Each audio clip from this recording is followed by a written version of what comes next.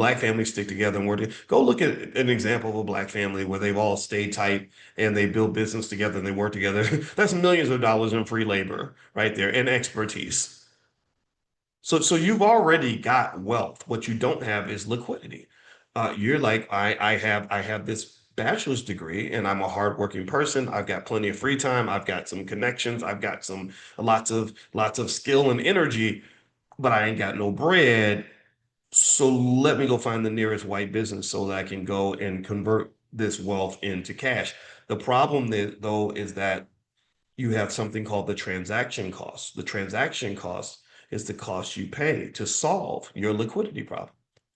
Does that make sense? Let me know. Let me like I'm using a lot of financial terms today. Give me a yes if you're getting what I'm saying here. Let me know if you're picking up what I'm putting down because I want to make sure that I don't lose anybody on this. Because and in fact, I dare say I've never heard anybody else really break it down like that before, but I really, really want to do this. I didn't even plan on really talking about this, but it came to my mind. And when God tells me to talk, I just start speaking.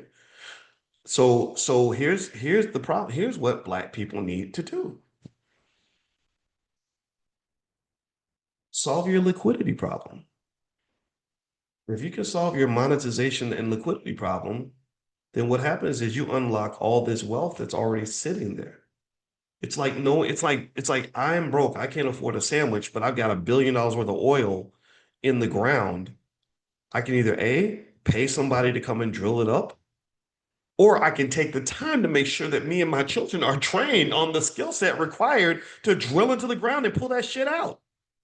Why are you going to college and spending 4 years learning all the wrong stuff?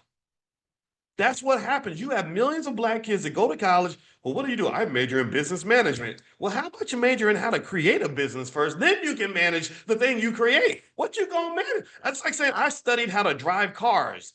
Well, but do you have a car? No, but I'm looking for somebody that's gonna bring one so I can drive it for them. I want to drive Miss Daisy. Well, how are you gonna get to the top when you're aiming for the bottom? You don't get to the top by aiming for the bottom. You get to the top by aiming for the top.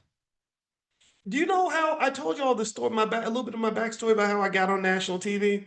I got on national TV because I had people that tried to do what I did, and they would start with local TV networks. They would start doing local media and then hope that they could work their way up to national media. I said, why not just start in national media instead of me? The same energy it takes for me to call 8 local TV stations is the energy it takes for me to call CNN and CBS and ABC. So I might as well just start at the top. So what you aim for makes a big difference in what you actually get. Also,